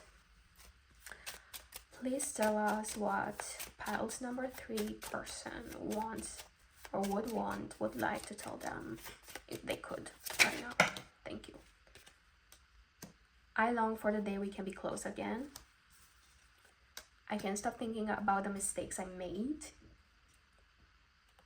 You hurt me more than you realize. That's interesting. 3 more, please. What do you wish they could tell pile number 3? Oop. Too many. 3 more, please. I'm afraid I'll never be good enough for you. 2 more, please. What do you wish they could tell pile number 3? I'm waiting. Yeah, I'm waiting for the right moment to reach out. And I feel like you didn't appreciate me. And I feel called to look at the back of the deck, which is, you've inspired me more than you know. So I have the impression, I'm under the impression that you knowingly, but I think unknowingly, felt this person feel inferior, which is why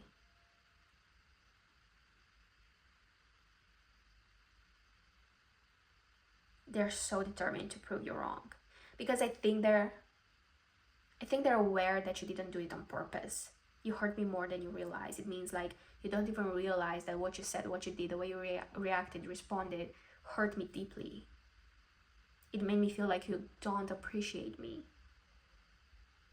But then I think that through the work in themselves that they're putting through, and the Hierophant and the Star, like deeply introspective and deeply intuitive in that introspective way, I think they're realizing that it wasn't you being mean to them or really not appreciating them, but it's them getting triggered to you being yourself, which they think you are great, which is why they feel inspired by you.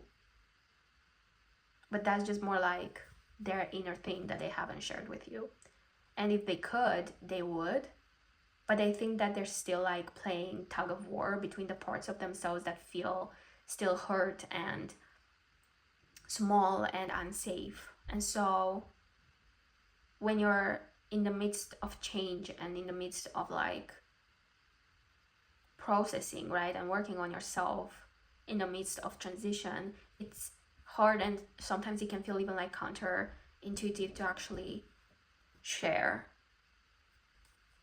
anything that's not necessarily helpful. Like, I don't think they want to create tension with you as well. I think the tension that already lives in their bodies and in their minds, those are enough already. So they're choosing to like go through the process as fast as they can, and you know, betting on their success, betting on their victory. But I do think that with all the air energy, we also have some swords here. I do think they will tell you at one point what was really going on inside their head. So let's see what you need to know. Rest,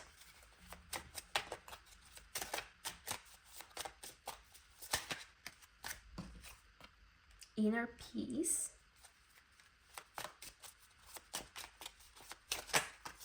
and time's up.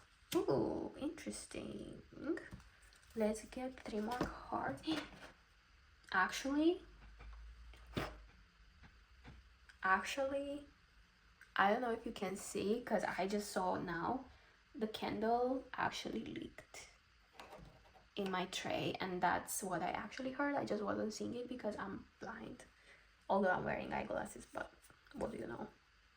So now I have some candle wax on my cards. Very interesting. I will have to clean that fast after we finish the reading, because I don't want it to like remain stuck there forever. But yeah, give with generosity at the back of the deck. Let's see, what does pile number 3 need to know in this situation?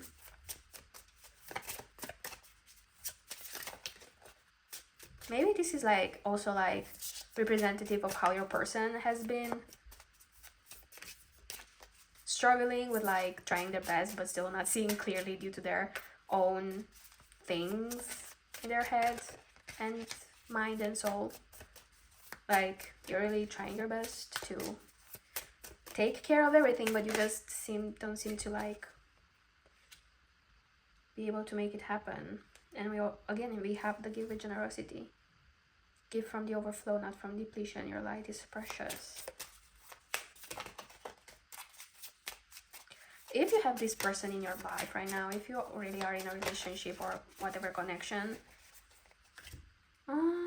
that's so beautiful. Walk softly with others. Empathy is listening with your whole being. Honor what hearts can't always say, and honor your values. Let your choices reflect what matters most to your heart. Your soul knows the way. Wow. And back of the deck we have let go lightly. What you release creates space for what is meant to stay. And so that's very beautiful. I think that Spirit is saying that if this person is in your life right now,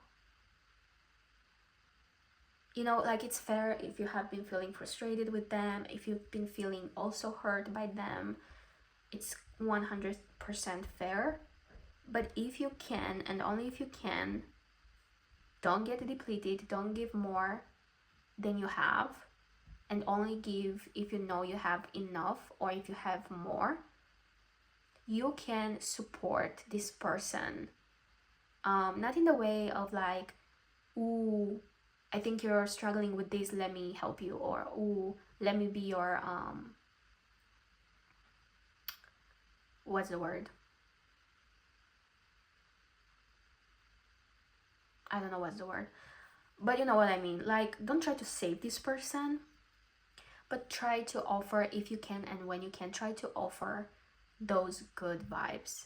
Be appreciative of the progress that you're seeing, or what you're intuitively seeing anyways. And knowing what you know now, if you really relate to maybe potentially unknowingly hurting your person, making them feel insecure. Again, unknowingly, I'm not saying that, not judging you. Like, we all, sometimes hurt people unknowingly and unwillingly. Like, sometimes things just come off differently. Maybe you didn't even think you said anything or did anything wrong, but the way that it contracts with who they are and what they're struggling with can feel bigger and heavier than what we intended.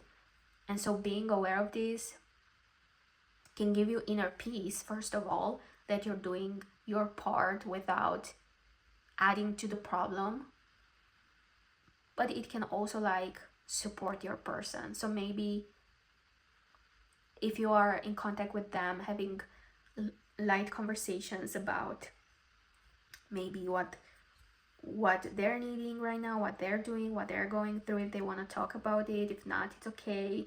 Like, not necessarily like pushing them to open up with anything, not necessarily giving away that you're aware of certain things, because that could feel like being put in the spotlight, and they probably don't want that if they're not directly communicate these things with you.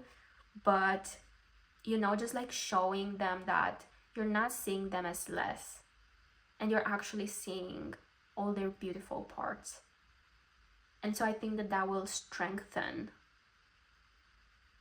their own awareness in their abilities, which will enable them to get out of their bubble. Because only when we are aware of our strength and power and our own inner authority in our lives, we are able to get unstuck. Because it's like, okay, I see myself and I'm not just this like weakling, right? I don't need to hide. Like, I can actually take space and I can show up for me and for the people in my life, right?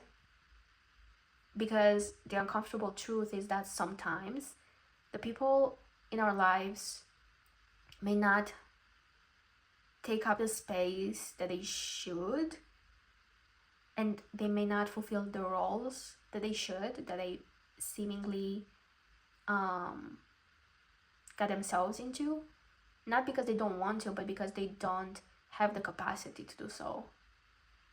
And it's very sad and it's very uncomfortable, and this is a valid reason for someone to let go of a connection if this person ultimately ends up not wanting to even be aware of their inabilities and issues and what their work is supposed to be, their inner work, right? So it's fair to like not continue with someone who doesn't want to grow. If you're a person who constantly grows, it's not fair for you to stay stuck because someone simply just doesn't want to be more and do more.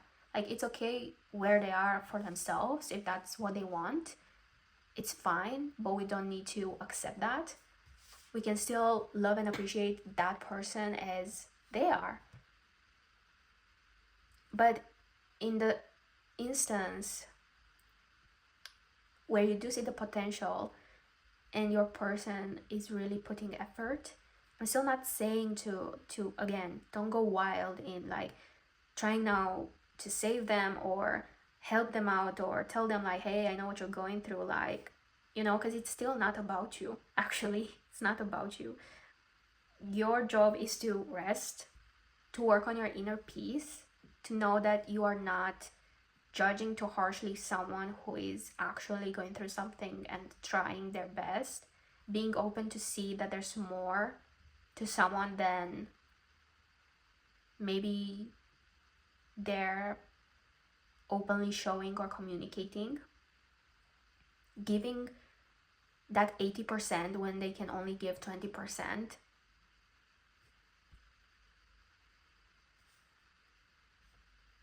Honoring your values,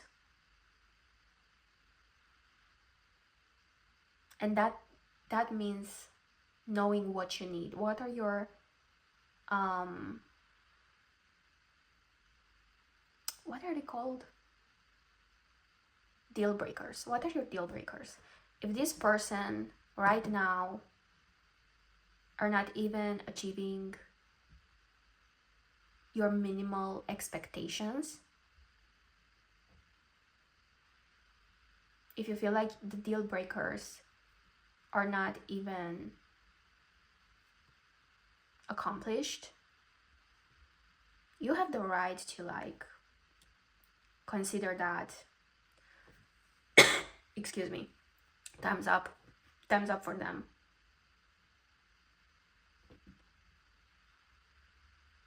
If you're tired, you can rest. You don't have to give more than you can give and then that they give. Or you can like call it time's up. I think the spirit is like giving you the green light to like literally choose either way. Like it's valid either way. This is definitely just like a reading about their energy. And by the way, energy can change all the time. This is their energy today. Tomorrow something happens, they get an idea, they might want something else. Like you don't know, but what you can know is knowing your values and their values. Do they act according to their values? What are their actions saying?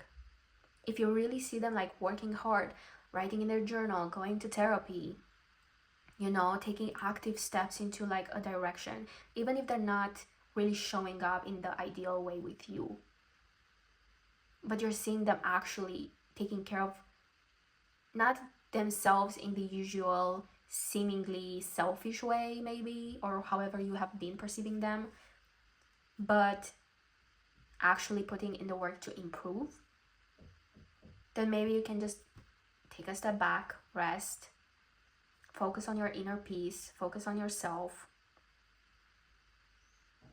choose yourself to detach a bit, to just walk softly with them without high expectations, without judgments, just giving them space in the process. And then, you know, if at one point it feels like, okay, time's up, I can't do this anymore, it feels like I'm hurting myself, then yeah, honor that part of you that needs more. But yeah, pile number 3, this was your reading. I hope it was useful. And yeah, if this resonated, don't forget to give a like, subscribe to the channel. We're going to have more videos coming up also for rising signs. We have astrology predictions plus tarot messages all in the same video. So if you're interested in that, don't forget to subscribe. And yeah, I hope you're going to have a beautiful day or night, and I hope I'm going to see you soon. Bye.